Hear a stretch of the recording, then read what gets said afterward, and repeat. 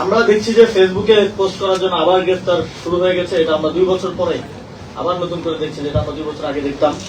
আমাদের জাতীয় নাগরিক পার্টিরও একজন অঙ্গ সংগঠনের একজন শাখার যুগ্ম সদস্য সচিবকে গ্রেফতার করা হয়েছে এবং বেশিরভাগ Lily ultra soft serum gel, যা গভীর থেকে স্কিনে দেয় 3 গুণ সিরাম হাইড্রেশন। সিরাম জেল হাইড্রেশনে ব্রাইট থাকো সব সিজনে। ঘটনাই ঘটছে প্রধানমন্ত্রীকে নিয়ে লেখালেখি করার ফলে।